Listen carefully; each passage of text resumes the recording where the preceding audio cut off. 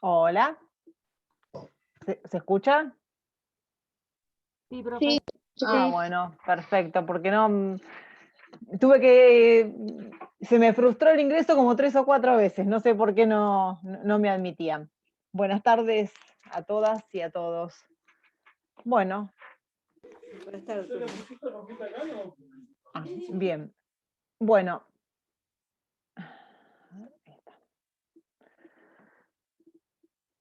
Listo.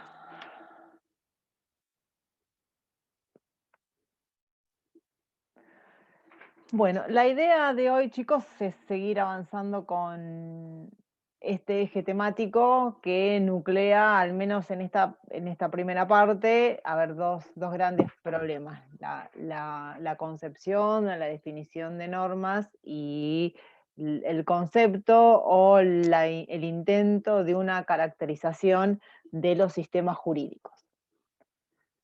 Ustedes recordarán cuando en la unidad anterior nos aproximábamos a un intento de definición de derecho y hablábamos de los distintos focos de significado de esta expresión. Uno de esos focos de significado era, ¿no?, el derecho como derecho objetivo. Y en esos casos entendíamos o decíamos que cuando utilizábamos la expresión derecho como sinónimo de derecho objetivo, estábamos refiriendo a la idea de sistema jurídico. A esta altura ya estarán acostumbrados en que no existe una única caracterización de un concepto, de la noción de sistema, sino que obviamente nos vamos a encontrar con diferentes posibilidades de caracterizar un sistema jurídico en función de cada uno de los conceptos de norma, o incluso vamos a ver que hay diferencias en torno a la aproximación conceptual de esta idea de sistema. Vamos a ir viendo sobre el avance que nos encontramos con muchos autores, entre ellos Kelsen o por ejemplo Hart, que son ya autores que ustedes a esta altura ya conocen, que parten de la noción de norma para llegar a la noción de sistema y que sin embargo existen otras concepciones teóricas u otros autores que, no sé, parten de la concepción del sistema para luego llegar a la concepción de norma. Es decir, son dos posibles caminos diferentes para aproximarnos a este problema. Lo cierto es que efectivamente nosotros vimos, o veníamos viendo en este eje, ¿no?, las distintas posibilidades de definir una norma jurídica, o lo que sea una norma jurídica. Y a pesar de todas las diferencias conceptuales, todos estaríamos dispuestos a afirmar que, a ver, un sistema jurídico es un conjunto de normas jurídicas. Obviamente un conjunto organizado. La idea de sistema, ¿no?, siempre es una idea que nos habla de un cierto orden entre los elementos que lo componen. Con lo cual, en una primera aproximación conceptual, efectivamente diremos que los sistemas jurídicos son sistemas normativos, es decir, que están constituidos por un conjunto ordenado de normas. A esta altura también es casi una obviedad decirles que los sistemas jurídicos no son los únicos sistemas normativos. Nosotros conocemos otros sistemas normativos también. Piensen, ¿no?, a ver, en la moral, en las reglas sociales, ¿no?, son otros tantos, la mafia, son todos otros tantos sistemas normativos, sin embargo, no son sistemas jurídicos. La pregunta entonces, o la primera pregunta que debiéramos hacernos es, ¿qué características son relevantes o qué rasgos son relevantes para diferenciar un sistema jurídico de otros sistemas normativos? Es decir, ¿qué rasgos son importantes a la hora de intentar caracterizar la noción de sistema? Y un primer rasgo, que efectivamente es un rasgo necesario y respecto al cual tampoco hay mayores controversias respecto del carácter de definitorio, es decir, que se trata de un rasgo definitorio de los sistemas jurídicos, tiene que ver con la idea de coactividad. La coactividad, ¿no?, en cuanto a ver, posibilidad de, a ver, cuando hablamos de la noción de coacción, estamos hablando siempre de la posibilidad del uso de la fuerza física. Esto vamos a volver, o seguramente lo recordarán, porque ya nos anticipamos, o se anticiparon cuando hablábamos, por ejemplo, en los encuentros anteriores, cuando ustedes hablaron con Claudia o con Paula respecto de la noción de sanción, ¿no? Cuando vieron la caracterización de las normas jurídicas para Kelsen, el elemento central a partir del cual él caracteriza las normas jurídicas que pertenecen a un sistema es la idea de sanción como acto coactivo, es decir, con este rasgo específico que alude a la posibilidad de utilizar la fuerza física. Ustedes sabrán por otras materias que, a ver, la idea del Estado implica, ¿no?, el ejercicio, el monopolio del ejercicio de la fuerza física. En este sentido, las normas de un sistema disponen la posibilidad de aplicar sanciones coactivamente. ¿Esto qué significa? Que si el destinatario de esas sanciones no las cumple, no las acata voluntariamente, el sistema dispone, ¿no?, de la posibilidad de utilizar la fuerza física para lograr el cumplimiento de esas sanciones. Es decir, que las normas de los sistemas jurídicos, de manera directa o indirecta, ¿no?, regulan esta posibilidad de acceder o recurrir a la utilización de la violencia, de la misma manera en que las propias normas del sistema determinan en qué casos el ejercicio de la violencia está prohibido o está permitido. Es decir, podríamos encontrarnos con muchísimos ejemplos de normas jurídicas que tienen que ver con el uso, con la regulación del uso de la fuerza. Y este rasgo es un rasgo que la mayoría de los autores está dispuesto a aceptar como un rasgo definitorio, un rasgo característico de los sistemas jurídicos, obviamente con diferentes matices. Porque si pensamos, a ver, en la idea de norma para Kelsen, y para Kelsen un sistema jurídico es un sistema de normas o un conjunto de normas, obviamente si la definición del concepto de norma parte, ¿no?, de la imposición de un acto coactivo, obviamente el sistema jurídico estará compuesto, ¿no?, a ver, por tantas sanciones como normas conforman ese sistema, ¿no? Es decir, si yo les pregunto a ustedes, a ver, para Kelsen, ¿tiene sentido la idea o Kelsen admite la existencia de normas que no prevean, que no prescriban sanciones? No. Entonces, no. A ver,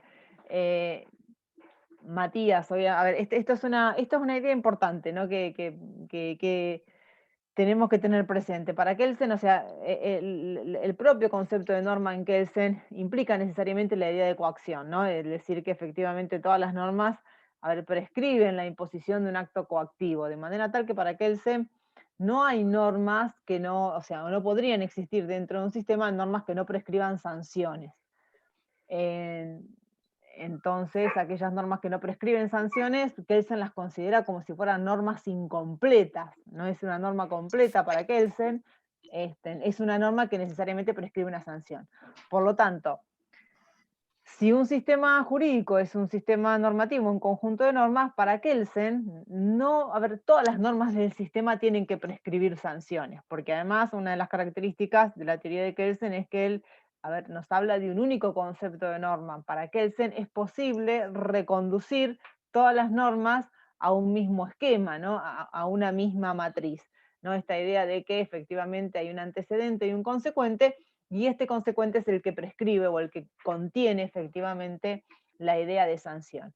Esta idea no está tan fuerte, o sea, este rasgo, si bien es admitido por muchos otros autores, no lo admiten con el mismo grado o con la misma fuerza. Es decir, para que es necesario que todas las normas del sistema prescriban una sanción.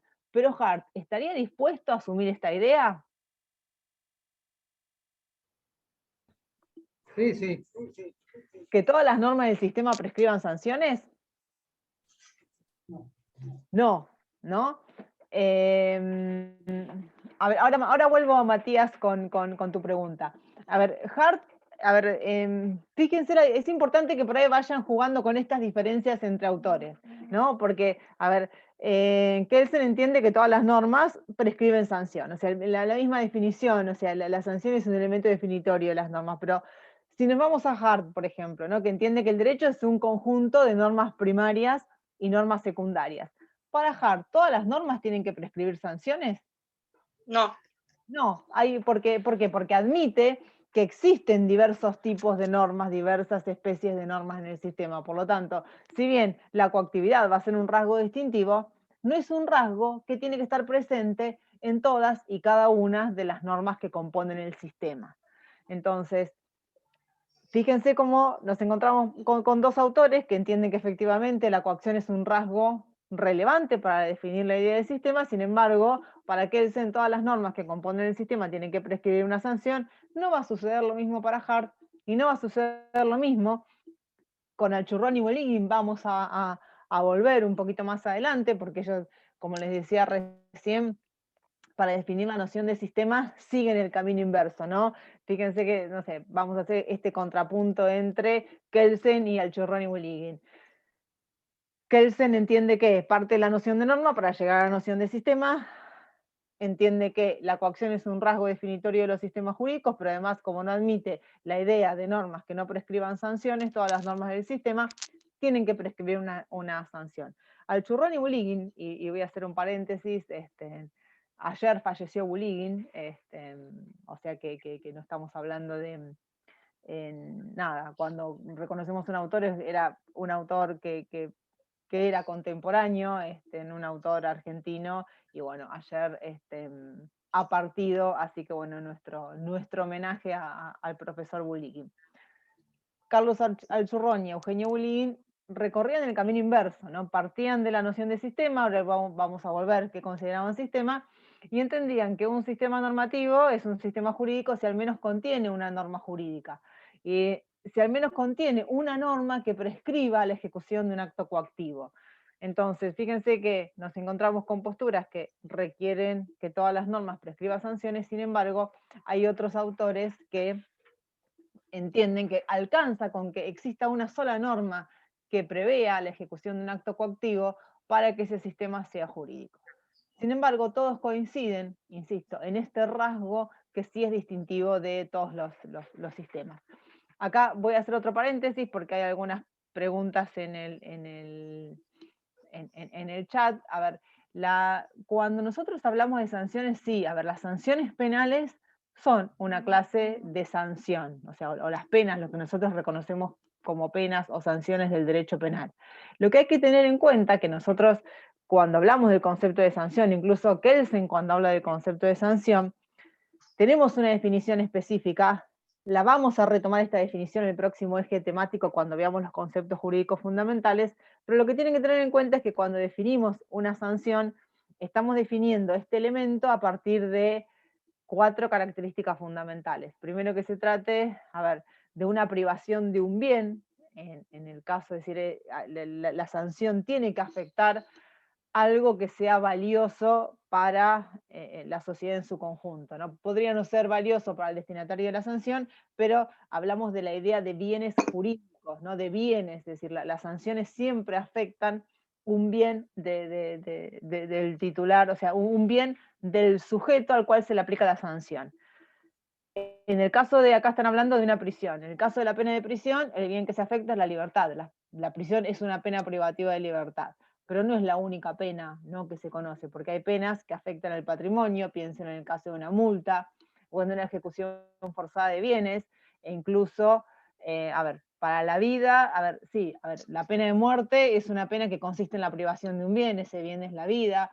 Piensen en las penas de inhabilitación, ustedes seguramente habrán escuchado, no sé, cuando escuchan una noticia respecto de alguien que fue condenado por unas lesiones culposas que se produjeron por el manejo de un automóvil. Ustedes habrán escuchado que además, no sé, de la pena de prisión que prevé el código, se le puede imponer una pena de inhabilitación para conducir automotores. Si hay un médico que ha cometido unas lesiones culposas, puede ser inhabilitado para el ejercicio de la profesión. La pena de inhabilitación es una pena que afecta otros tipos de derecho, en este caso que tienen que ver con la habilitación para ejercer una actividad o la habilitación para ejercer una profesión. Es decir, todas las penas se caracterizan, las distintas especies de penas se caracterizan por afectar, por atacar, por privar, por quitarle a aquel sujeto que va a recibir la sanción algún derecho, algún bien. Luego, la sanción siempre es consecuencia de la realización de un acto antijurídico, es decir, que necesariamente aquella persona que va a ser objeto de una sanción tiene que haber en principio cometido un acto antijurídico, o tiene que haber mediado, después esta idea se complejiza, pero siempre cuando hablamos de la aplicación de una sanción, hay un antecedente que tiene que ver con la existencia de un acto antijurídico. Luego, la otra característica es que las sanciones siempre tienen que ser aplicadas por un órgano del Estado, y el último rasgo definitorio de las sanciones es el carácter coactivo, ¿no?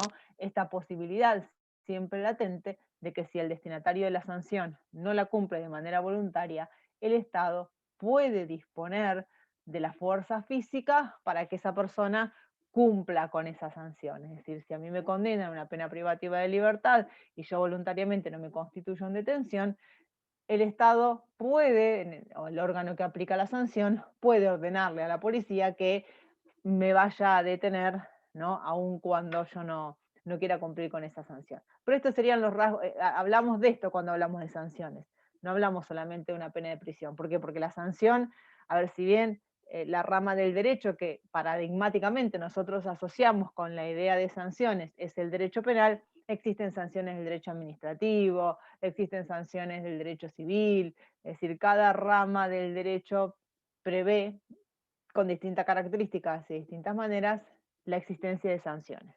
Profe, Sí, por eso Portela en una parte dice que sería cuestión de prudencia la obediencia de la sanción.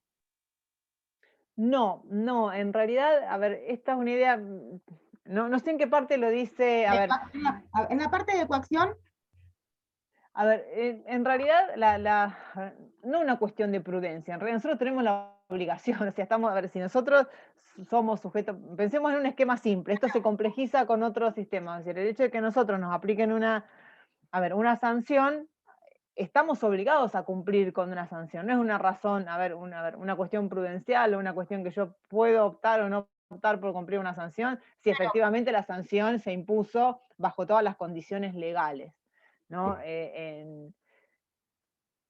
Y el bien, Estado, el juez, en el caso de que yo no me, a ver, no sé, yo estoy hablando, no, piensen en una multa, ¿no? Sí, bueno, yo, a ver, en el caso de la privación de libertad, porque es el caso más gráfico, ¿no? Yo tengo que, a mí me tienen que llevar detenida. Si yo no me constituyo en detención, puede venir la policía y puede detenerme, ¿no? Y me van a conducir a la cárcel mediante la fuerza pública. Pero si yo estoy condenada, ¿no?, a una pena de multa y yo no pago la multa, el Estado me puede ejecutar esa multa. ¿Eso qué significa? Y que van a iniciar un juicio de ejecución y me van a ver, forzadamente me pueden embargar, me van a ejecutar, es decir, si yo no lo hago voluntariamente, el Estado dispone de mecanismos para que efectivamente la sanción se cumpla aún en contra de mi voluntad. Nosotros generalmente ponemos el caso de la privación de libertad porque es donde, a ver, el ejercicio de la fuerza física es más visible, porque si yo no voy, no me constituyo, o sea, no voy ni me presento en detención, va a venir la policía, va a venir a mi casa, me va a esposar y me va a llevar esposada aún en contra de mi voluntad. Entonces, en estos casos siempre existe la posibilidad del ejercicio, o sea, de la realización de un acto, obviamente un acto jurídico, que se va a realizar aún en contra de mi voluntad. En este sentido hablamos de, a ver, la posibilidad de el ejercicio de coacción por parte del Estado para el cumplimiento de las sanciones. Es decir, es siempre, a ver, está siempre latente la amenaza del uso de la fuerza. A esa posibilidad de recurrir al efectivo uso de la fuerza nos estamos refiriendo cuando aludimos a la idea de coacción. Y este es un rasgo, insisto, que la mayoría de los autores, o casi todos los autores me atrevería a decir, están dispuestos a considerar como un rasgo distintivo de los sistemas jurídicos. Porque además, en este sentido, piensen, ¿no?, en esta idea de Kelsen, que la coacción ayuda a que el derecho se constituya en un sistema en una técnica de motivación indirecta, ¿no? Es decir, no alcanzaría solamente por prescribir para regular las conductas de una sociedad, a ver, en que las normas jurídicas solamente establecieran aquello que debe o no debe hacerse, ¿no? Es decir, alcanzaría con una norma jurídica que nos dijera a todos, bueno, se debe no matar. A ver, ¿qué pasa para el caso en que no cumplamos con ese deber? Entonces, el derecho generalmente se caracteriza por constituir una técnica de motivación indirecta. ¿Esto qué significa? Que en algunos casos puede efectivamente solamente enunciar cuál es la conducta debida. Pero el mecanismo, la técnica de la que generalmente se vale el derecho es, en todo caso, establecer una sanción para aquellos casos en que los ciudadanos no realicemos aquellas conductas que el derecho entiende que debemos realizar. Es decir, el derecho establece generalmente sanciones para el caso en que nosotros realicemos ciertas conductas que son las conductas que se pretenden evitar. Es decir, si el Estado pretende evitar que nosotros cometamos homicidios, sería insuficiente con que el Estado dictara una norma que dijese, bueno, se debe no matar. En vez de utilizar esa técnica, elige otra técnica, por eso se llama técnica de motivación indirecta, que dice, bueno, el que mata va a ser reprimido con sanción de 8 a 25 años. Es decir, a lo mejor yo no recuerdo, no tengo en este momento, no recuerdo exactamente cuál es la frase que puede utilizar el doctor Portela, pero en este sentido, a ver, el derecho proporciona siempre una razón prudencial para la acción. ¿Qué significa? Que las normas jurídicas constituyen un motivo para que nosotros actuemos de una u otra manera.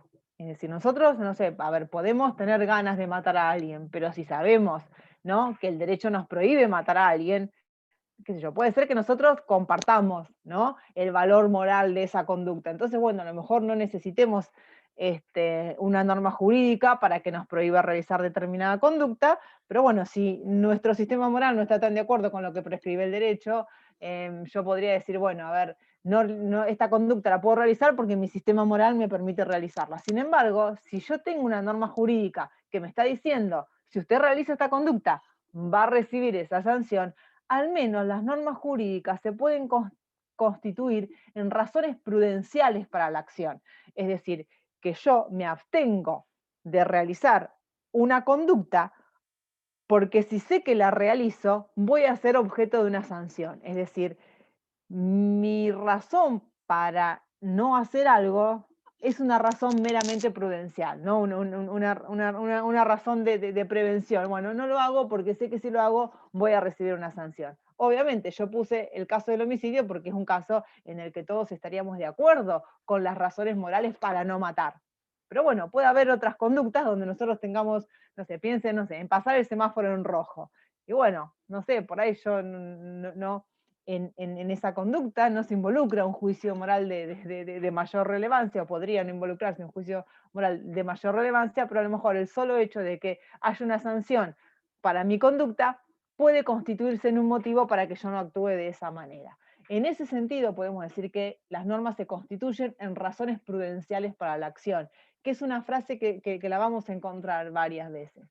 Pero cuando hablamos de coacción, en realidad no estamos hablando de los motivos que tiene un ciudadano para cumplir o no cumplir, sino cuando hablamos de coacción estamos hablando de la posibilidad que tiene el Estado de obligarnos a hacer algo. Y que si nosotros, en el caso específico de las sanciones, no cumplimos con lo que los órganos competentes para imponer sanciones hayan dispuesto, entonces esos órganos tienen la posibilidad de hacernos cumplir por la fuerza.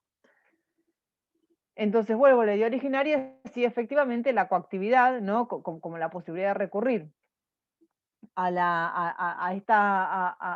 ejercicio de la fuerza, se constituye en un rasgo definitorio, efectivamente, de los sistemas jurídicos. O sea, los sistemas jurídicos son sistemas normativos, pero además son sistemas coactivos. Mariela, ¿querés preguntar algo? ¿Que tenés la mano levantada? Bueno, seguimos entonces. Además, este rasgo, como Perdón, les fue un decía. error mío, profe. Disculpe. No hay problema. Pensé que a lo mejor había alguna pregunta. No. Seguimos entonces. Junto a este primer rasgo, ¿no?, o mejor dicho, el rasgo de la coactividad viene unido a otro rasgo que también es una característica distintiva de los sistemas jurídicos, que es la idea de institucionalización. Es decir, recién dijimos que efectivamente el Estado tenía la posibilidad de recurrir al ejercicio de la fuerza, pero cualquier ciudadano puede recurrir al ejercicio de la fuerza estatal, o sea, al ejercicio de la fuerza monopolizada por el Estado, no. Solamente algunos ciudadanos pueden recurrir a recurrir al uso de la fuerza en este sentido. Y estos ciudadanos son los ciudadanos, ¿no?, que el Estado, o que el sistema autoriza mediante las propias normas del sistema.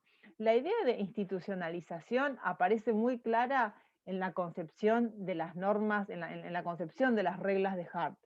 Cuando ustedes en la unidad pasada estudiaban a Hart, vieron que Hart entendía el derecho como un conjunto de reglas primarias, estas reglas primarias o de obligación, y un conjunto de reglas secundarias, que recibían el nombre de reglas secundarias porque se referían a esas reglas primarias.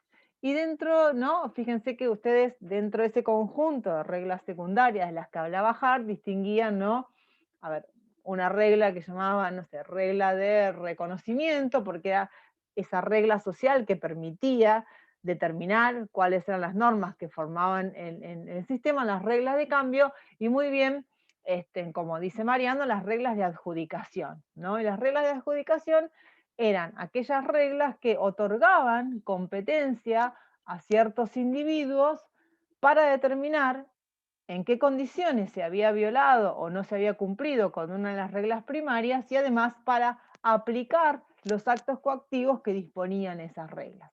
Entonces, estas personas que están, ¿no?, o estas reglas que confieren estas facultades a ciertos individuos para que estos individuos sean los que determinan en qué condiciones se incumplió una norma, son estas normas que permiten hablar de la idea de institucionalización, ¿no? Es decir, la coactividad presupone esta idea de institucionalización en la medida en que el monopolio y la fuerza estatal exigen siempre autorizar a ciertos órganos para su ejercicio. Si quisiéramos ponerlo con un ejemplo gráfico, en lo que pasa, no sé, pensemos en nuestro sistema, la idea de, adjudicación. ¿Ustedes entienden, a qué se refiere Hart cuando habla de adjudicación? A ver, alguien que me explique, a ver, ¿qué significa? Que está autorizado para ejercer esa fuerza. Autorizado, pero más que, la idea de adjudicación, porque les hago, no sé quién me contestó, dice que está autorizado a ejercer ¿qué actos? La fuerza, a cumplir las leyes. En realidad, fíjense que tengan presente esta idea, los jueces, acá Sofía dice algo que es cierto, los jueces, si tuviésemos que establecer por ahí un ejemplo de reglas de adjudicación, serían las reglas que autorizan a los jueces. Acá Sofía dice dictar sentencia o a cumplir las reglas. Las reglas primarias generalmente están dirigidas a los súbditos, a los ciudadanos, ¿no? Un ejemplo de regla primaria podría ser la regla del Código Penal que me dice que si yo mato, me van a aplicar una pena de prisión. Cuando hablamos de adjudicación, hablamos de la idea, ¿no?, de aplicar una regla general a un caso especial. La idea de adjudicación es la idea, ¿no?, que este proceso mediante el cual alguien determina que en un caso concreto se violó o no se violó una regla primaria, o se cumplió o se incumplió una regla primaria, para hacerlo más sencillo. Los jueces serían el ejemplo paradigmático de aquellos órganos que están autorizados a aplicar las normas en este sentido, ¿no?, a aplicarlas en el sentido de decir que en este caso concreto alguien mató o no mató a alguien, y a aplicar las sanciones que están previstas en esas normas. Porque fíjense que los jueces, cuando aplican la sanción, están diciendo que efectivamente alguien no cumplió con la regla que le prohibía matar y por eso le van a aplicar una pena de 8 a 25 años. El juez aplica la sanción, pero no ejecuta personalmente la sanción, porque el juez le da la orden a otro órgano, que es el servicio penitenciario, para que efectivamente vaya, lleve a preso y controlen, ¿no?, y cumplan, no sé, y controlen el cumplimiento de esa pena privativa de libertad. Es decir, el juez culmina su labor con el proceso de aplicación del derecho, ¿no?, con el proceso, el dictado de la sentencia, y después hay otros jueces que controlan, ¿no?, el cumplimiento de pensemos en una pena privativa de libertad, por ejemplo, el juez la aplica y efectivamente el juez aplica una pena privativa de libertad y luego hay un juez que se llama juez de ejecución que controla la aplicación de esa pena, pero en realidad el que me va a venir a buscar a mi casa va a ser un policía y el que me va a tener preso y me va a custodiar va a ser el servicio penitenciario, es decir, el órgano que ejecuta la sanción no es el mismo órgano que aplica la sanción. Y el poder de policía es un concepto, Florencia, porque hace esta pregunta, es un concepto un poco más amplio. A ver, los jueces, a ver, dentro de su ámbito sí tienen poder de policía, pero el poder de policía se refiere más al ejercicio de coacción administrativa directa, no el ejercicio, no la coacción que viene implícito, o no la coacción que viene implícita en la aplicación de una sanción. Son dos conceptos más distintos y más propios del derecho administrativo.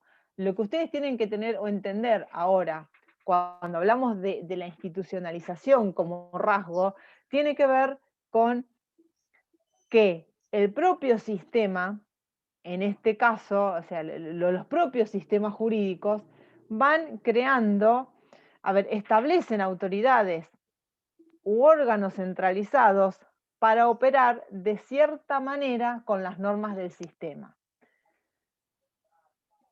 Cuando Hart explicaba, ¿no? En realidad todas las reglas secundarias de alguna manera aluden a la institucionalización como rasgo característico de los sistemas jurídicos. Tanto las reglas de reconocimiento, como las reglas de cambio, como las reglas de adjudicación, aluden a esta idea, ¿no? A la necesidad de que tiene que haber ciertas personas que estén autorizadas a operar de cierta manera con las reglas del sistema. Fíjense qué pasa con las reglas de cambio, ¿no? Las reglas de cambio son aquellas reglas de carácter secundario para Hart que autorizan, ¿no?, la creación de nuevas reglas y la eliminación de reglas, o tanto la creación de normas como la derogación de normas. Nosotros podríamos identificar, ¿no?, las reglas de cambio con las reglas que estatuyen dentro de un sistema, quiénes son las personas autorizadas a crear leyes y quiénes son las personas autorizadas a derogar leyes. Si tuviésemos que hacer una asociación muy rápida, podríamos identificarlo con el poder legislativo. Es decir, que también hay un órgano centralizado para la creación de normas. De la misma manera que hay un órgano centralizado para la aplicación de normas y otros órganos para la ejecución de esas normas. Es decir, la institucionalización es un rasgo que tiene que ver con estos órganos que están autorizados a trabajar de cierta manera con las normas del sistema. Obviamente los órganos que son los órganos autorizados a disponer el ejercicio de la fuerza, bueno, adquieren un papel fundamental para la caracterización del sistema. Por esto quería aclararlo porque en realidad la idea de caracterización de un orden jurídico hace que prevalezca esa idea de institución. Veo que hay varias preguntas en este,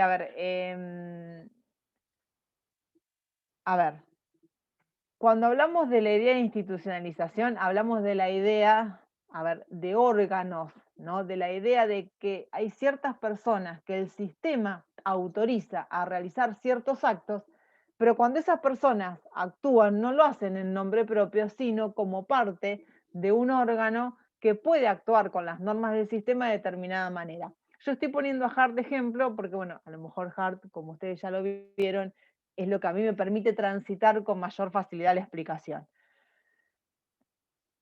Entonces, nosotros tenemos órganos que crean normas, tenemos órganos que aplican normas, tenemos órganos que ejecutan normas. Esto, a veces puede parecerse, ¿no?, a la idea de división de poderes, pero no es estrictamente igual.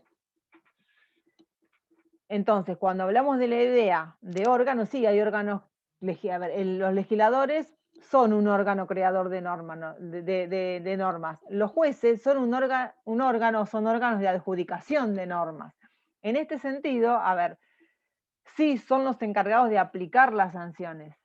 Los que ejecutan las sanciones pueden ser órganos distintos a los que las aplican. Yo puse el caso de una pena privativa de libertad porque la diferenciación entre quien la aplica, que es el juez, y quien la ejecuta, que son, la policía no ejecuta penas, ¿no? La policía en todo caso me va a detener, pero el que ejecuta la pena es el servicio penitenciario. Estos son matices un poco más finitos, pero yo lo que quería que entendieran con el ejemplo es que el juez aplica una norma, aplica una sanción, dispone de una sanción, pero no es el que, a ver, él se la aplica a un ciudadano que infringe la ley, pero el que ejecuta la sanción no es el propio juez, sino que es otro órgano distinto.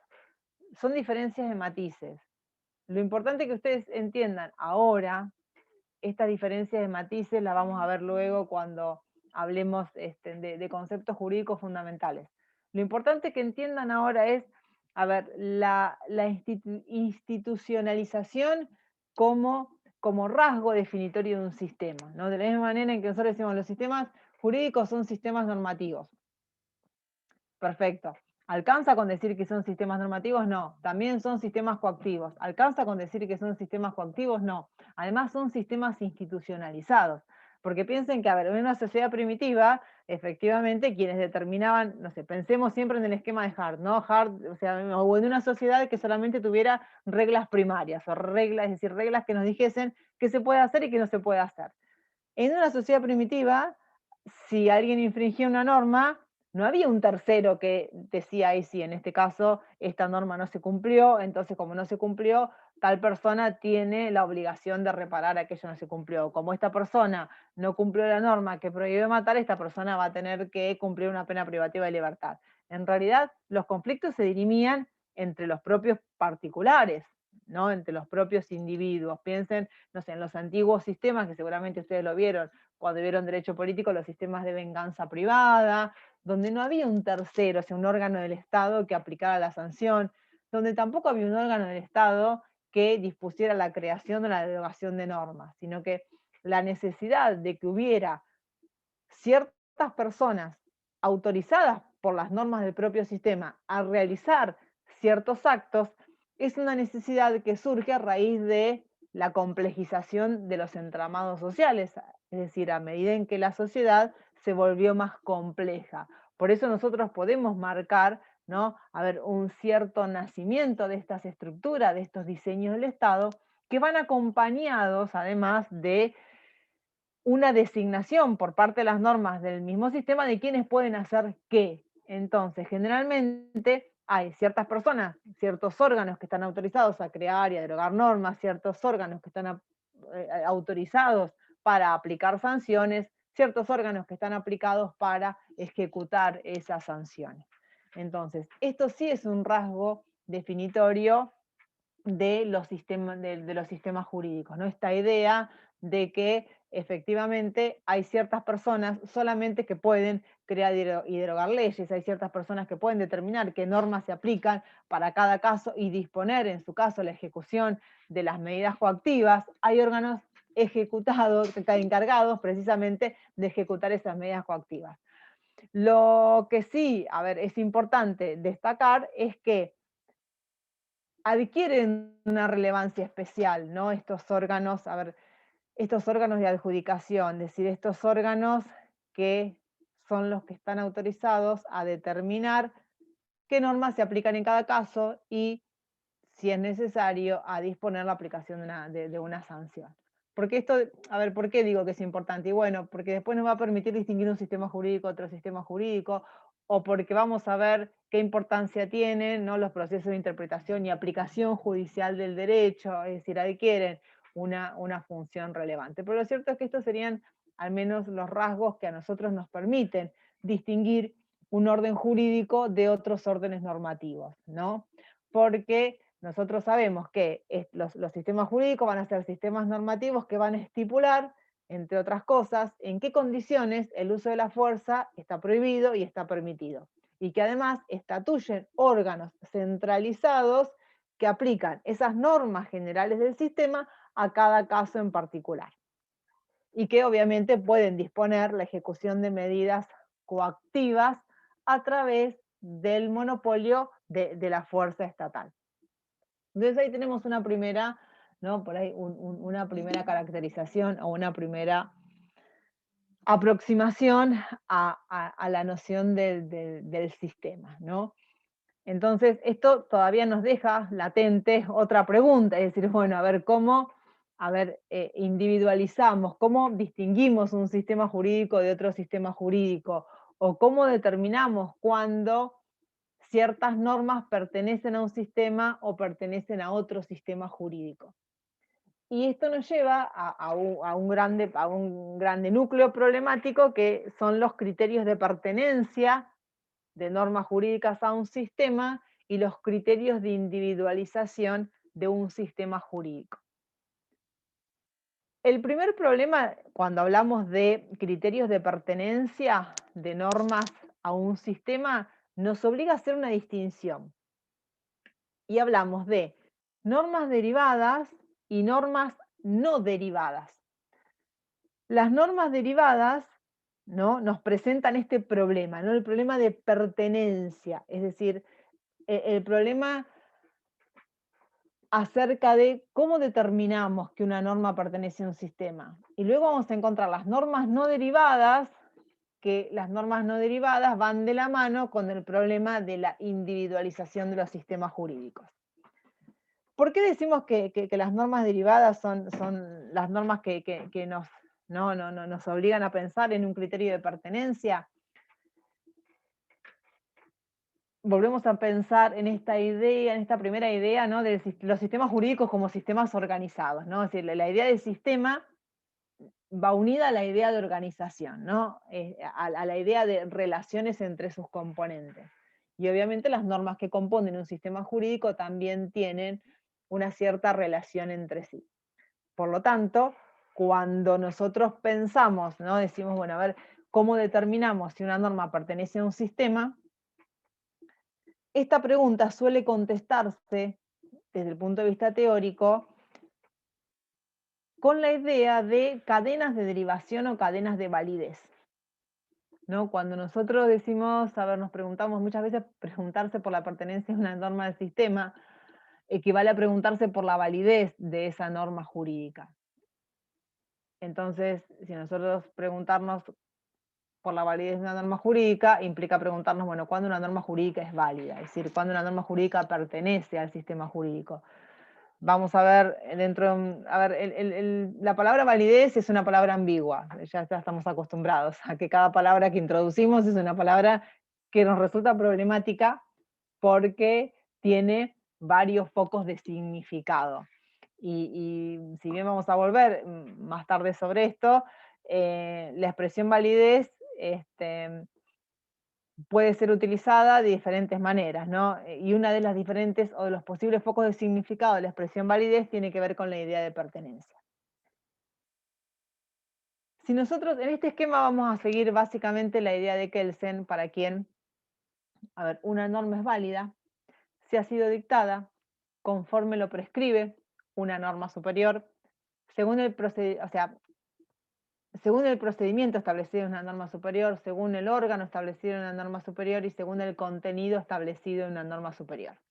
Repito, porque esta es una pregunta que va a ser seguramente una pregunta del coloquio y es una pregunta relevante y es importante que lo tengan en claro. Una norma es válida para Kelsen si fue dictada según el procedimiento establecido en la norma superior, según el órgano establecido por una norma superior y según el contenido establecido por una norma superior. Es decir, que si yo quiero, a ver, ¿y por qué la idea de cadena? Porque, es decir, cadena de validez o cadena de derivación. Porque si yo quiero preguntarme, por ejemplo, por la validez de una sentencia dictada por un juez penal, yo tendré que preguntarme, a ver, esta sentencia fue dictada por el órgano autorizado por una norma superior y tendré que buscar dentro del sistema si efectivamente el juez que dictó la sentencia era el órgano autorizado. Luego, esta norma fue dictada conforme al procedimiento establecido en una norma superior y tendré que determinar cuáles son aquellas normas que establecen el procedimiento para el dictado de una sentencia y advertir si efectivamente el juez siguió todos esos pasos. Luego, fue dictada conforme al contenido dispuesto por una norma superior, tendré que ver qué era lo que disponía el Código Penal para saber si efectivamente esa norma que me aplica una sentencia fue dictada conforme al contenido establecido en una norma superior. Ahora, yo también puedo preguntarme por la validez del Código Penal. Entonces tengo que preguntarme, a ver, esta norma del Código Penal, ¿fue dictada por el órgano autorizado para su dictado y tendré que buscar entre las normas del sistema quién es el órgano autorizado para dictar el Código Penal. Bueno, sí, efectivamente, esta norma que incorporaba el Código Penal fue dictada por el Congreso Nacional, habrá sido dictada por el órgano establecido en una norma superior. Luego, ¿fue dictada conforme el procedimiento establecido en una norma superior?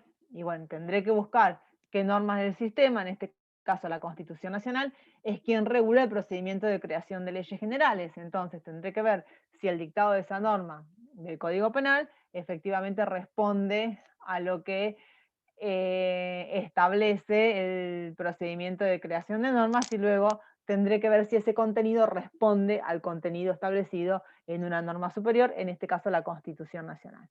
Que la Constitución Nacional establece contenidos negativos, en realidad, a ver, que no puede ser materia, ¿no?, de injerencia estatal como para constituir delito. Pero en cada caso, o sea, en cada norma del sistema, estamos obligados, ¿no?, a determinar estas tres cuestiones. Cuando generalmente ustedes se van a encontrar en cualquiera de los textos con una frase genérica, ¿no? Es decir, bueno, una norma es válida si ha sido dictada conforme lo prescrito una norma superior, o conforme lo establece la norma superior. Ahora, esta pregunta tiene que ser desmenuzada, o esta frase o esta expresión tiene que ser desmenuzada. Y ustedes tienen que tener muy en claro que cuando nosotros decimos que una norma es válida porque ha sido dictada conforme lo establecido en una norma superior, las tres condiciones que tienen que estar establecidas en una norma superior son procedimiento, órgano o autoridad competente para ese dictado y el contenido de esa norma. Es decir, esta idea, ¿no?, de adecuación a una norma superior tiene que transitar necesariamente por estos tres elementos. Ahora vamos a la idea a la idea. Cintia pregunta si, a ver, todas las normas tienen origen en la Constitución. En realidad,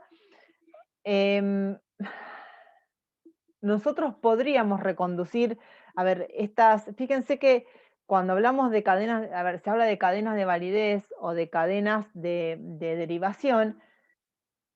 Esto implica que nosotros podríamos sí ir reconstruyendo, a ver, cuál es la norma superior que determina estos tres elementos. A ver, estos tres elementos son procedimiento, contenido y órgano, exacto. ¿Para qué son? A ver, preguntan ¿para qué son los tres elementos? A ver, los tres elementos están determinados, hacia los tres elementos son los elementos que, en función de la teoría de Kelsen, son necesarios para poder decir que una norma es válida. O sea, para Kelsen decir que una norma es válida, equivale a decir que esa norma existe. Kelsen define la validez como la existencia específica de las normas. Entonces, alguien pregunta, ¿por qué estas tres condiciones? Porque son las condiciones que, para Kelsen, en este caso hablamos de Kelsen, pero la verdad que esto es algo que ustedes, se maneja bastante parecido en la práctica, ¿no? Es decir, esto de, si yo le preguntara, si nosotros quisiéramos preguntarnos acerca de la validez de cualquier norma, son las tres condiciones que nosotros tenemos que verificar para decir que efectivamente esa norma pertenece a un sistema, o esa norma es una norma válida del sistema.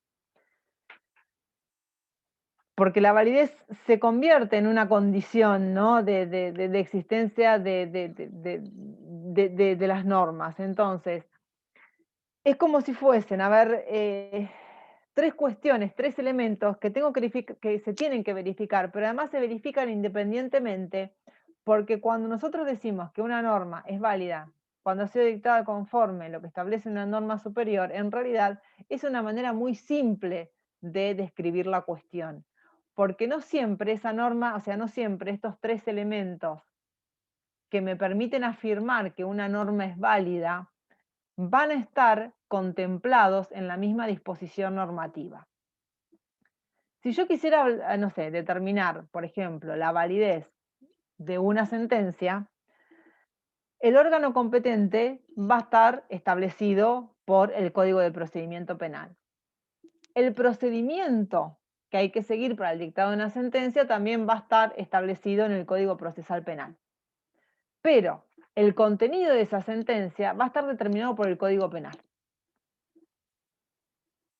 Si yo quiero determinar, a ver, y fíjense como si yo, para establecer, ¿no?, la validez de de una sentencia, me tuve que remitir al Código Penal. Ahora, yo podría preguntarme por la validez del Código Procesal Penal, ¿no? Decir, bueno, si efectivamente, a ver, quiero saber si el Código Procesal Penal de la Provincia de Buenos Aires es válido, ahí tendré que ver qué normas son las normas que establecen quién, cómo y con qué contenido tienen que dictarse un código de procedimiento. Y ahí ya me voy a la Constitución de la Provincia de Buenos Aires, porque esta idea de cadenas de validez a nosotros a su vez nos permite establecer una ordenación jerárquica, ¿no? Establecer jerarquías entre normas. Para poder hablar de normas superiores y normas inferiores, necesariamente tenemos que pensar que dentro de un sistema hay normas que están escalonadas, que están jerárquicamente ordenadas. Y en nuestro sistema coexisten, ¿no?, las normas de carácter federal con las normas de carácter provincial, o sea, las normas de carácter nacional con las normas de carácter provincial. Y obviamente todo esto tiene que ver de alguna manera, ¿no? Vuelvo a la pregunta de Cintia, que me quedó latente porque sé que todavía no la respondí, a ver si todas las normas tienen origen en la Constitución. En realidad, fíjense que, a ver, no todas las normas, a ver, si yo me pregunto, ¿no?, en una norma inferior del sistema, probablemente esa norma no se origine en la Constitución Nacional inmediatamente. Ahora, si yo quiero ir recorriendo toda esta cadena de validez, puede ser que, vuelvo a la idea de la sentencia, yo para determinar la validez de una sentencia tengo que determinar la validez de normas provinciales y la validez de normas nacionales, y a su vez la validez de cada una de esas normas. En algún punto, esas cadenas de validez, a medida que las vaya subiendo, a medida que las vaya desanudando, van a llegar a la Constitución Nacional. En algún punto, por eso las constituciones nacionales reciben, ¿no?, el nombre de, a ver, normas fundamentales de un sistema, porque efectivamente constituyen la base del sistema jurídico. Bueno, porque son las normas que establecen, ¿no?, el diseño primario que va a tener cada uno de los sistemas, ¿no? Es decir, constituyen el núcleo a partir del cual se derivan, sí, las demás normas del sistema. Es decir, vendría a ser la norma más importante del sistema. Fíjense que además, bueno, yo hablo de norma como si fuese una sola, pero en realidad son varias normas contenidas en ese texto constitucional. Sí, efectivamente son las que organizan el diseño normativo de un sistema. Por eso, si nosotros pensamos, ¿no?, un sistema normativo, generalmente hay una imagen. No, Karina, no te estás equivocando, ahora vuelvo a la idea de finitud o infinitud de los sistemas. Hay una imagen con la que suele representarse gráficamente la idea de cadenas de validez o cadenas normativas, que es esta imagen piramidal. Van a encontrar en muchos textos, ¿no?, la idea, ¿no?, de la famosa pirámide de Kelsen. En realidad es una representación espacial que no necesariamente la inventó Kelsen, acerca de cómo graficar esta jerarquía entre normas. Entonces, se supone que la Constitución es la primera, incluso la primera norma de un sistema, ¿no? Es decir, la norma que permite, como les decía recién, la norma fundamental, la norma que permite establecer o permite derivar las demás normas del sistema. La Constitución, de alguna manera, a ver, fíjense que incluso nosotros, a ver, podemos remitirnos, si quisiéramos determinar la validez de cualquiera de las normas que componen nuestro sistema jurídico, vamos a llegar a la Constitución actual, pero a su vez podemos seguir remontándonos hasta la primera Constitución histórica, y ahí sería el límite, Karina, tu pregunta, a ver, sería el límite material, el límite histórico de las cadenas de validez. Y acá llegamos a la idea de normas no derivadas. Yo recién les decía que podíamos distinguir normas derivadas y normas no derivadas. Cuando nosotros nos preguntamos por la pertenencia de las normas derivadas a un sistema, la respuesta transita por esta idea de las cadenas de validez, es decir, nos vamos preguntando a ver si efectivamente cada una de estas normas cumple, o sea, fue dictada conforme al órgano, conforme al procedimiento y según el contenido de una norma superior. Ahora, llega un punto, como dice Karina, que llegamos a la primera Constitución histórica, y la pregunta es, ¿Cómo se le da validez a esta constitución histórica? Y ahí ya nos encontramos con el problema de las normas no derivadas que nos obliga a pensar en la idea de individualización de cada sistema, porque además se supone, ¿no? que cada sistema jurídico tiene, ¿no? un origen en una norma no derivada, o sea, en un conjunto de normas que constituyen la base de ese sistema. Y esto nos obliga, como les decía, a hacernos la pregunta respecto de los criterios de individualización de un sistema jurídico, porque todas las normas derivadas nos conducen a una norma no derivada, que sería, ¿no? en este caso, nosotros la identificamos con las constituciones para nuestros diseños estatales. Y acá tenemos, a ver, no sé, un criterio, varios criterios que se intentaron para decir, bueno, ¿cómo identificamos, ¿no? un sistema jurídico de otro sistema jurídico?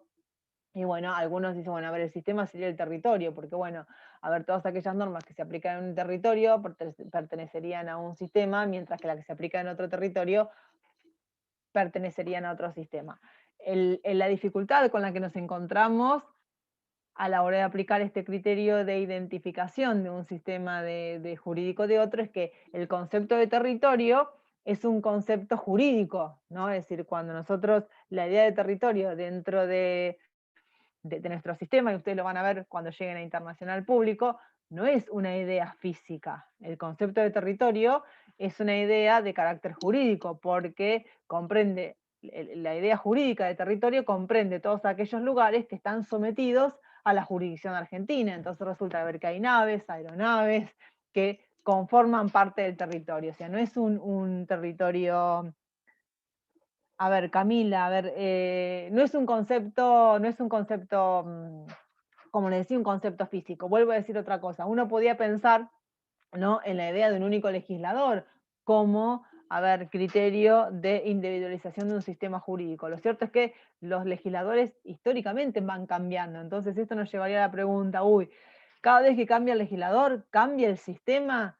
Entonces nos encontramos con otros dos intentos de establecer un criterio de individualización de los sistemas jurídicos, y acá voy a la pregunta que dice Camila, ¿no? A ver, de alguna manera, Camila introduce la idea esta de norma fundante básica, y la idea de la norma fundante básica en realidad es el criterio que Kelsen propone como criterio de individualización de los sistemas jurídicos. En la teoría de Kelsen, ¿no? Nosotros volvemos a este día anterior, ¿no? donde se representaba, a ver, estas cadenas de validez o estas cadenas de derivación, en las cuales la validez de una norma del sistema estaba determinada por lo que disponen otras normas del sistema hasta llegar a la Constitución. La Constitución, yo recién hablaba de norma fundamental. Cuando decimos que la Constitución es una norma fundamental, lo que estamos queriendo decir es que la Constitución constituye la base del sistema. Y la Constitución siempre es una norma sistemática, es decir, es una norma que está incluida dentro del sistema positivo, ¿no? Cuando hablamos del sistema positivo, hablamos efectivamente de las normas que han sido creadas por los hombres. Ahora, Kelsen dice, ¿no? ¿Cómo atribuimos validez a la primera Constitución? ¿No? ¿Cómo atribuimos validez a las normas no derivadas? Y él, entonces, para responder esta pregunta, introduce la noción de norma fundante básica. La norma fundante básica dentro de la teoría de Kelsen no constituye una norma positiva. Es decir, la norma fundante básica no es una norma que ha sido creada por un órgano del sistema, conforme al procedimiento del sistema y según el contenido del sistema. La norma fundante básica es un presupuesto de trabajo, es un presupuesto epistemológico. La epistemología es la disciplina ¿no? que se encarga de determinar, la epistemología sería la disciplina que se encarga de determinar qué ciencia, qué conocimiento científico, de establecer los criterios de demarcación entre lo que es ciencia y no lo es, sería la ciencia de las ciencias. Entonces, para Kelsen, la norma fundante básica es un presupuesto científico, un presupuesto de trabajo. Es una hipótesis que elaboran los juristas, ¿no? Los juristas como científicos del derecho, para poder explicar, ¿no? la validez de un sistema, para poder derivar la validez de un sistema. Pero es un presupuesto, es algo que se presupone, algo que los juristas utilizan para poder explicar la noción de validez de todo el sistema, ¿no? Es decir, bueno, sería una norma, una hipótesis de trabajo que dicen que, bueno, no sé, en el sistema argentino, a ver, será derecho todo aquello que la Constitución histórica de 1853 dispone que sea derecho. Entonces, la característica que tiene esta norma es que efectivamente, a ver, es una norma que está fuera del sistema, pero además es una hipótesis, es un instrumento de trabajo.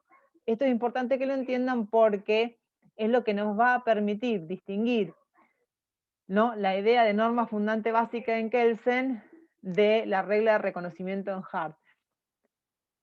Vuelvo a pedirles acá, nosotros la clase que viene va a ser una clase de repaso, y yo les pido que presten atención en la lectura de este tema, y sobre todo también presten atención a la hora del coloquio que tengamos sobre el tema, por la cuestión terminológica, ¿no? Porque a veces se las nombra de la misma manera, como norma fundamental, norma fundante básica, norma básica. Lo cierto es que ustedes tienen que tener, no sé, muy en claro que una cosa es la constitución, una constitución nacional o la primera constitución histórica como la norma más importante del sistema, como la norma que constituye la base del sistema, como la norma fundamental, y otra cosa es la norma fundante básica como presupuesto epistemológico del que se valen los juristas para establecer la validez de las normas no derivadas, es decir, es el presupuesto de trabajo que utilizan los juristas para establecer la validez de la primera constitución histórica de un sistema. Esta función, ¿no? la norma fundante básica dentro de la teoría de Kelsen funciona como criterio individualizador de un sistema jurídico. Y esta función que la norma fundante básica cumple dentro de la teoría de Kelsen, dentro de la teoría de Hart la cumple la regla de reconocimiento. Es decir, la regla de reconocimiento también nos permite distinguir un sistema jurídico de otro sistema jurídico. Es decir, el sistema jurídico argentino se diferencia del sistema jurídico uruguayo porque tiene una distinta regla de reconocimiento. ¿Cuáles son las diferencias importantísimas entre la regla de reconocimiento dentro de la teoría de Hart y la regla fundante básica dentro de la teoría de Kelsen? Que para Hart la regla de reconocimiento es una regla social, ¿no? Es decir, no es una hipótesis de trabajo, es una regla social, ¿no? Que surge a partir de la conducta de los jueces, la conducta de los órganos primarios del sistema, en que reconocen como válidas ciertas normas de ese sistema. Es decir, a través de, ¿no? esta costumbre que se genera por la reiterada aplicación de ciertas normas, por el reiterado reconocimiento de ciertas normas del sistema, reconocimiento que opera a través de la efectiva aplicación de esas normas, se constituye en una práctica social del conjunto de los jueces que permite decir que ciertas normas son válidas, ¿no? Es decir, bueno, si todos los jueces reconocen las normas del Parlamento inglés como normas del sistema, ahí funciona esa regla de reconocimiento. Entonces, la primera diferencia es que no es un presupuesto, sino que es efectivamente una regla social, y la diferencia más importante, otras diferencias más importantes, es que la norma, la regla de reconocimiento es una norma que pertenece al sistema. Recuerden que cuando Hart nos daba su definición de derecho, o cuando vimos el concepto de reglas o normas en Hart, decíamos, o Hart decía, o dice, en que el derecho se compone de normas primarias y a su vez normas o reglas secundarias, ¿no? Y dentro de las reglas secundarias, que efectivamente componen el sistema, estaban las reglas de reconocimiento. Acá, Sofía pregunta la diferencia entre norma fundante básica de Kelsen y la Constitución. A ver, la diferencia está en que la Constitución es una norma positiva. La Constitución es una norma que ha sido, creada por por los seres humanos, por los hombres. De hecho, a ver, la Constitución de 1853 fue efectivamente un documento normativo elaborado, ¿no?, por un conjunto de personas que se constituyó, o sea, que en algún momento, a ver, se constituyeron en las autoridades del Estado argentino y dispusieron ese conjunto de normas para el diseño de un Estado.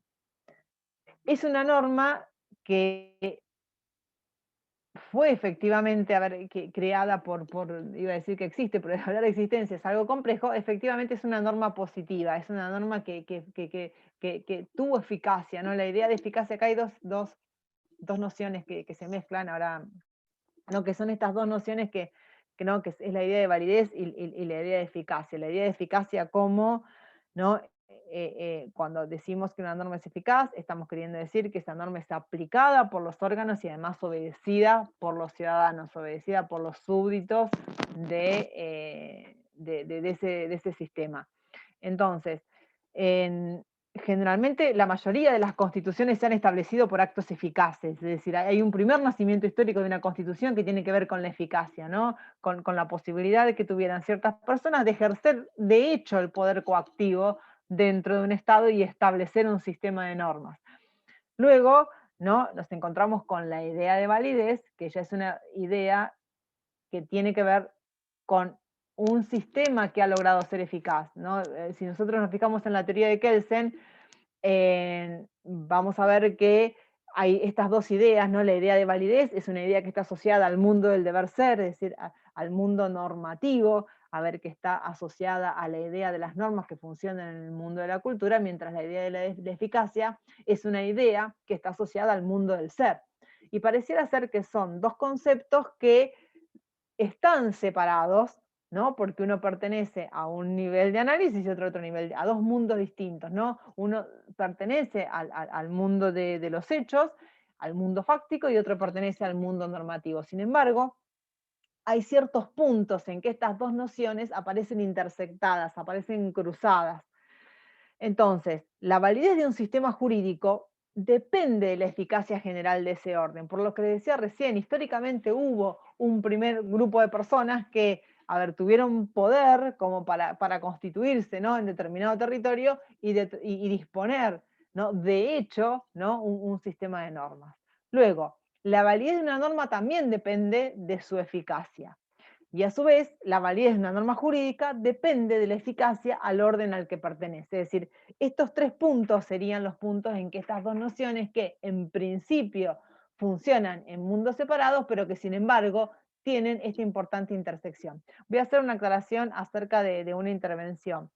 A ver, cuando nosotros hablamos acá de la idea de derivación, estamos hablando de derivación como sinónimo de validez. Es decir, que cuando nosotros decimos que una norma es derivada de otra, lo que estamos queriendo decir es que esa norma se creó mediante el procedimiento establecido en una norma superior, por el órgano establecido en una norma superior y mediante el procedimiento establecido en una norma superior. Porque acá, Cintia nos está diciendo, no sé, es una aclaración y dice derivada de la Constitución francesa. Y la verdad es que cuando nosotros utilizamos la idea de derivación, en este contexto como sinónimo de validez, la utilizamos en un sentido muy técnico, que es un sentido distinto al decir, bueno, nuestra Constitución se inspiró en la Constitución francesa. Esa es una afirmación también, una afirmación fáctica, pero que tiene que ver con los modelos en los que se puede haber inspirado el legislador, o lo que se puede haber inspirado, ¿no?, los constituyentes en 1853 para dictar una constitución. Cuando decimos, bueno, que tiene inspiración en la Constitución, no sé, norteamericana. Pero ese no es un sentido técnico de la expresión derivación. La expresión derivación, en este caso, tiene que ver con la idea de validez, ¿no?, con esta idea específica que estamos utilizando. Yo les decía, y en este caso utilizamos la palabra validez en un sentido puramente descriptivo, ¿no? Es decir, lo que estamos queriendo decir es que hay ciertas normas cierta norma del sistema que autoriza la creación de otra norma, ciertas normas del sistema que dispone mediante qué procedimientos tienen que crearse las normas, y ciertas normas del sistema que nos dicen qué contenidos tienen que tener esas otras normas del sistema. Es decir, que tiene un sentido técnico bastante acotado, ¿no? Y no como tomar modelos de otros sistemas, porque nosotros decimos, bueno, el Código Civil argentino tiene tradición romanista, pero el Código Civil argentino no deriva del derecho romano, en el sentido de que no es el derecho romano el que autorizó el Código Civil argentino, de la manera en que nosotros, no sé, para dictar el Código Penal tomamos varios modelos, ¿no? El código, no sé, el penal francés, el suizo, el belga, el italiano, y sin embargo el Código Penal argentino no deriva de los otros códigos penales de otros países. El Código Penal argentino deriva en este sentido específico de la Constitución. ¿Por qué? Porque es la Constitución la que autoriza al Congreso Nacional a dictar el Código Penal, es la Constitución Nacional la que establece cuál es el procedimiento y es la Constitución Nacional la que le establece los límites al contenido de ese Código Penal. Entonces, acá tengan cuidado con la utilización de los sinónimos, pero perdonen que sea reiterativa con esta idea, pero es importante que lo entiendan de esa manera para que no haya confusiones. Derivación es sinónimo de... derivación es sinónimo de validez. Catalina, la idea de individualización tiene que ver con la idea de poder distinguir un sistema jurídico de otro sistema jurídico, es decir, distinguir el sistema jurídico francés del sistema jurídico uruguayo del sistema jurídico colombiano. Es decir, ¿cómo diferenciamos un sistema jurídico de otro? Entonces, bueno, la respuesta de Kelsen venía de la mano de la norma fundante básica, la respuesta de Hart viene de la idea de la regla de reconocimiento.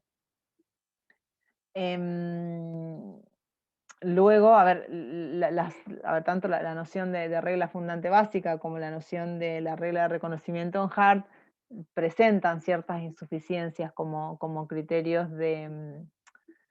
como criterios de individualización. O sea, a ver, la crítica quizás más poderosa a la regla fundante básica a la idea de la norma fundante básica de Kelsen es que, bueno, generalmente cuando logramos, que podríamos prescindir de ese presupuesto de trabajo, porque precisamente cuando se crea ese presupuesto de trabajo porque ya hay un sistema jurídico individualizado. Y en el caso de la idea de la regla de reconocimiento de Harry, bueno, también es circular, ¿no? Porque de alguna manera, como sabemos que, para hablar de órganos que aplican ciertas reglas, esos órganos también están autorizados por el propio sistema. Entonces, bueno, si ustedes transitan un poquito por Kelsen, y pensamos en la posibilidad de individualizar un sistema jurídico, ¿no? Terminamos, o Kelsen al menos termina proponiendo otro criterio, ¿no? Que dice, bueno, que en realidad hay posibilidades de distinguir un sistema jurídico de otro sistema jurídico, porque efectivamente, es importante, yo le decía recién, las normas de ese sistema son directa o indirectamente reconocidas por los órganos primarios del sistema. En este sentido, Hart tenía razón.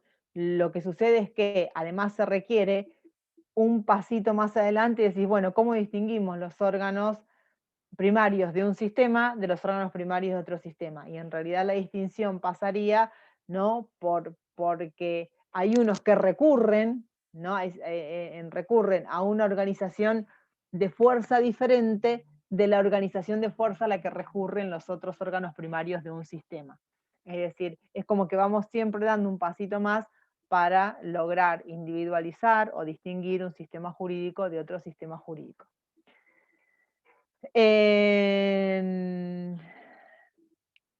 Acá hay una pregunta de Rocío, pregunta cuándo es el coloquio. Va a ser el jueves que viene, pero el miércoles, si bien no va a haber clase teórica, bueno, que seguramente por la hora y por algunos temas que van a quedar dando vueltas, van a tener que ocupar por ahí algún minutito de la clase que viene para los temas residuales que quedan.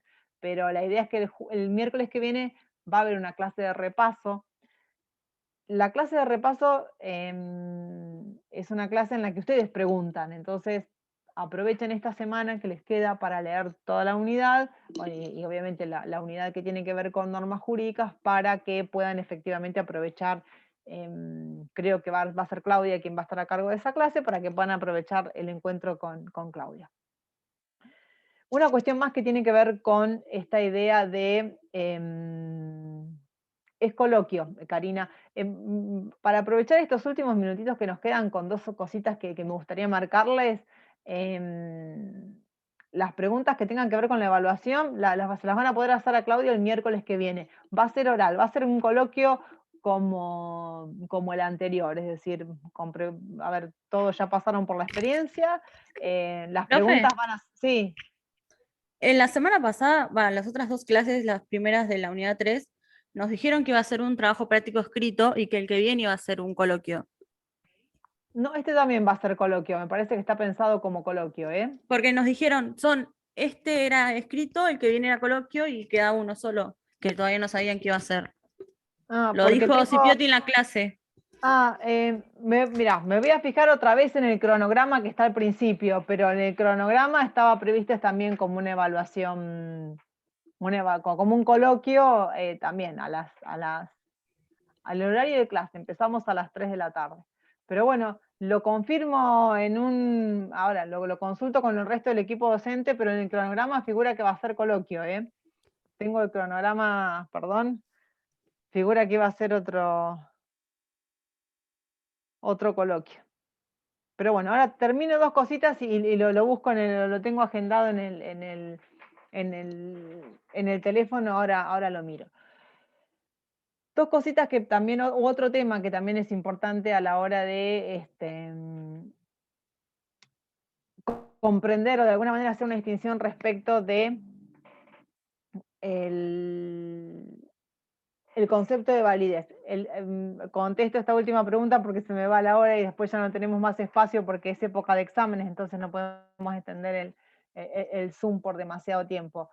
Sería el jueves 20 a las 15 horas. El jueves 20, estoy mirando un calendario. Sí, jueves 20 a las 15.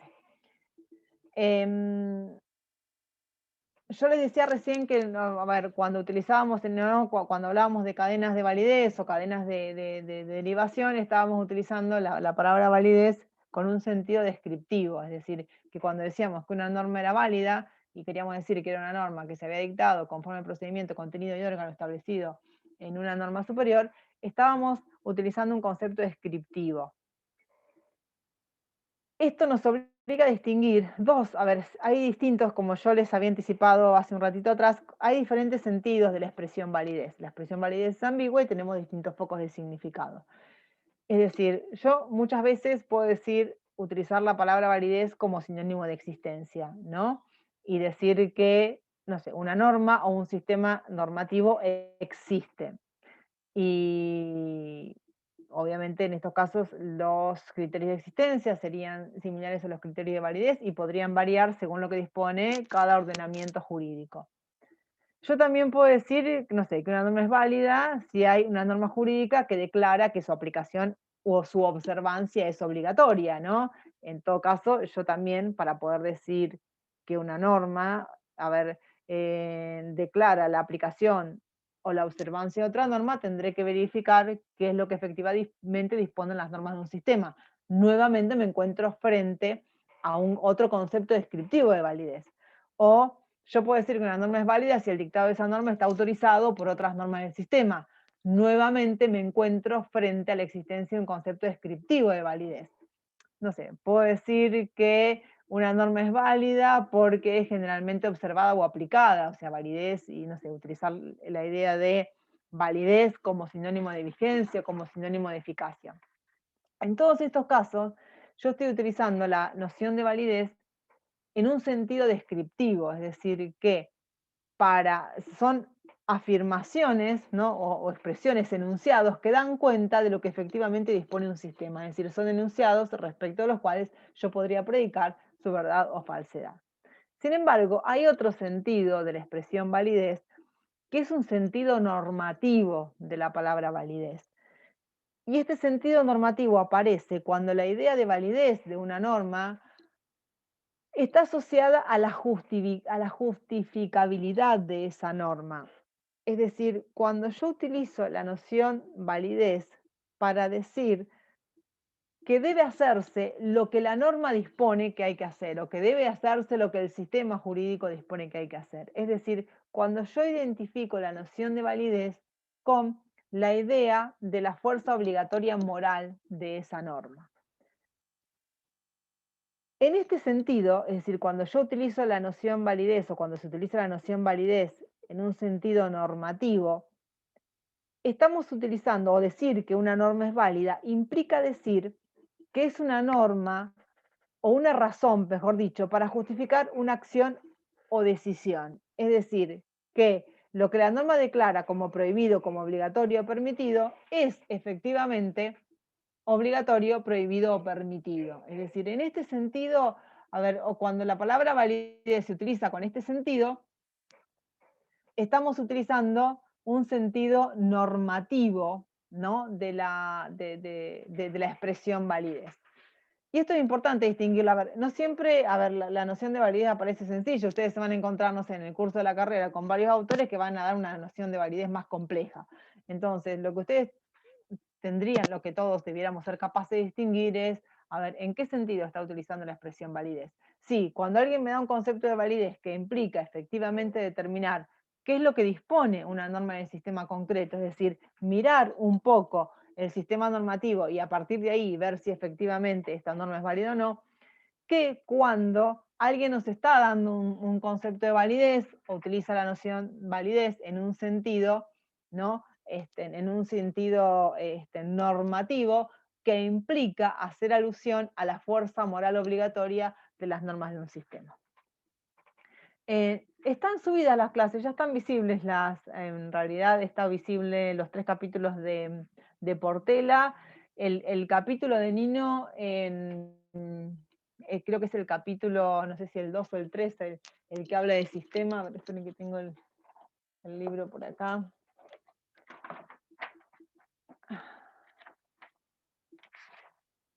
El capítulo de Nino es el capítulo 3, el sistema jurídico, donde van a encontrar un recorrido por todos estos temas. Entonces,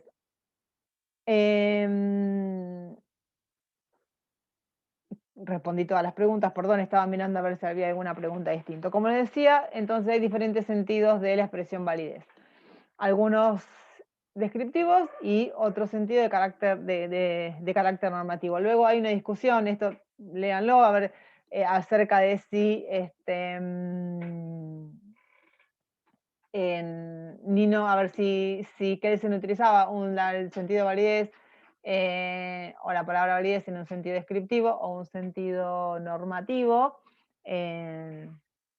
donde la discusión se centra a ver en qué tipo de noción de validez se utiliza. Nino se va a inclinar junto con Ras por afirmar que Kelsen está utilizando un sentido normativo de la expresión validez, mientras que Alchurrón y Bulligen entienden que Kelsen está utilizando un sentido descriptivo, ¿no? En el caso de Alchurrón y Bulligen hablan claramente de la tradición, ¿no?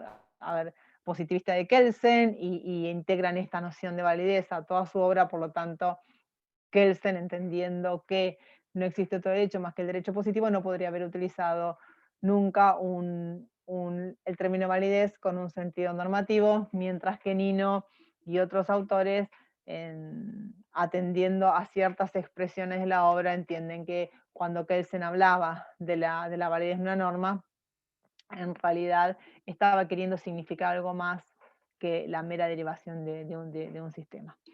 El capítulo 3, sí, a ver, yo el capítulo 3, sí, generalmente yo traté de seguir un poco el hilo de Nino, y si no, también están los capítulos de Portela visibilizados en el aula. La otra cuestión cortita, en estos minutitos que quedan, para que no quede colgada, tenía que ver con...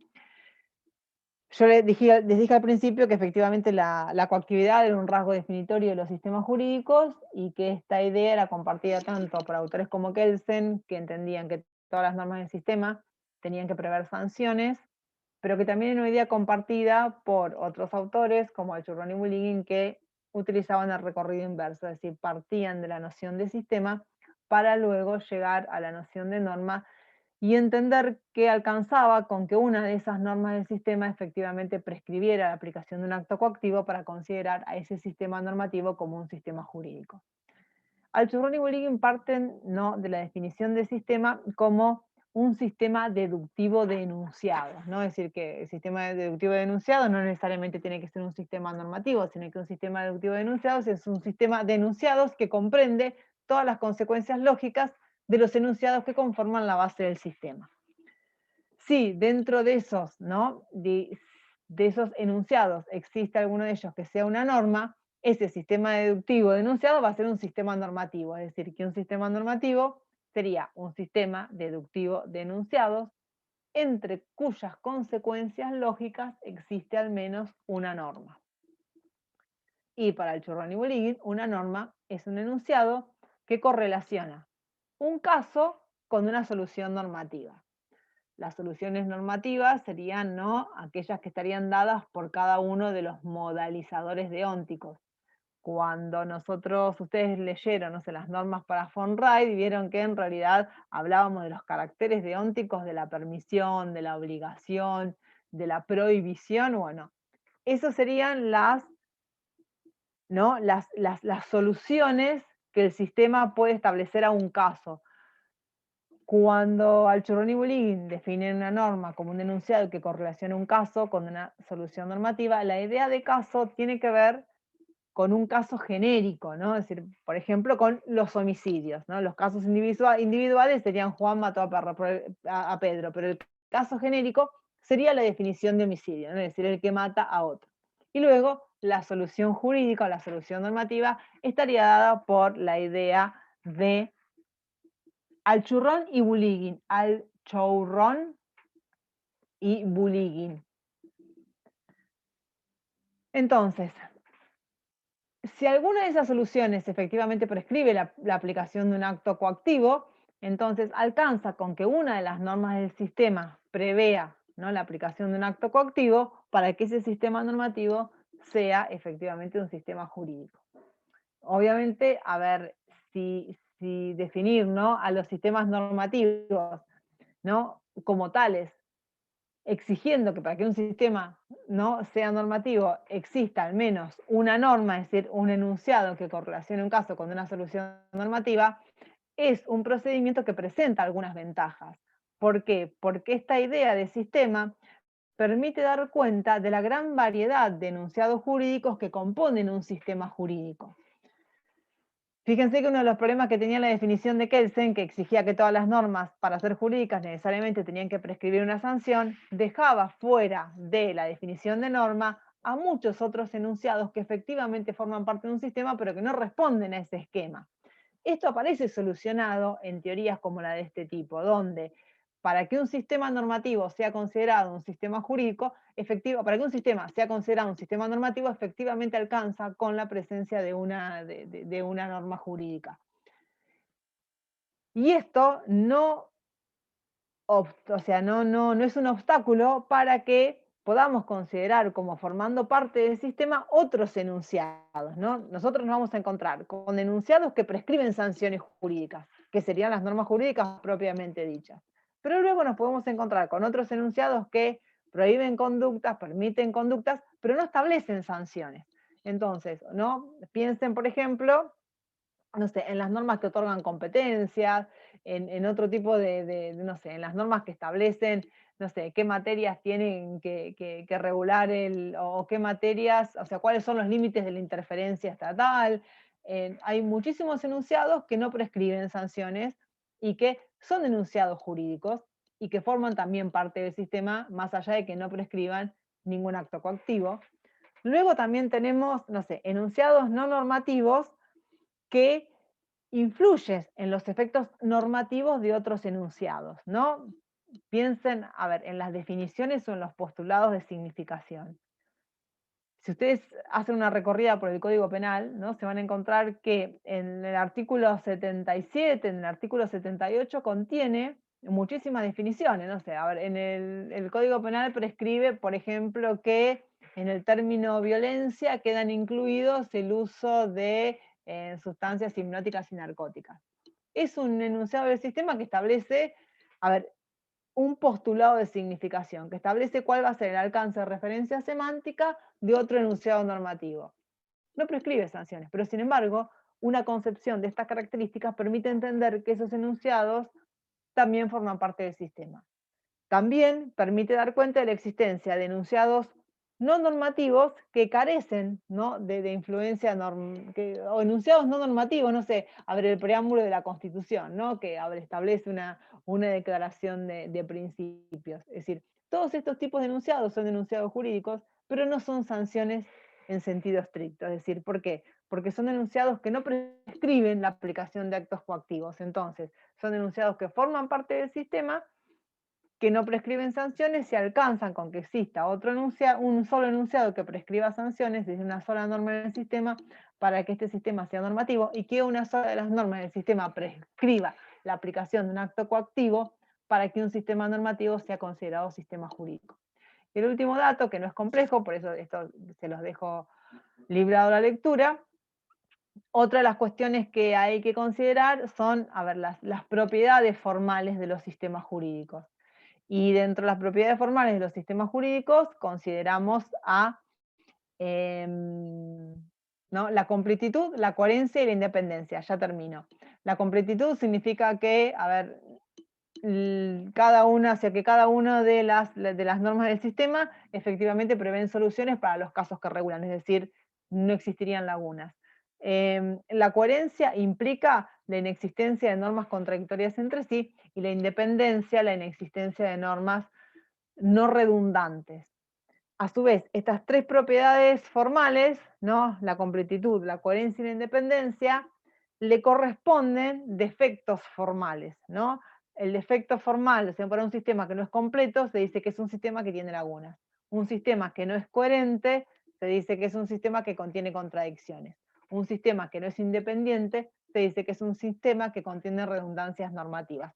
Se lo quiero mencionar como para que ustedes lo lean. Yo igual le voy a decir a Claudia que vuelva sobre estos temitas que quedaron inconclusos, pero bueno, se encontrarán con ella el próximo miércoles para pulir todas aquellas dudas que hayan quedado pendientes de esta unidad. Como todos los miércoles, les agradezco la paciencia, les agradezco el tiempo, y nos estamos comunicando por el campus. Gracias, nos vemos. Chao. Chao, Hasta luego. hasta Gracias, luego. profe. No, gracias a ustedes.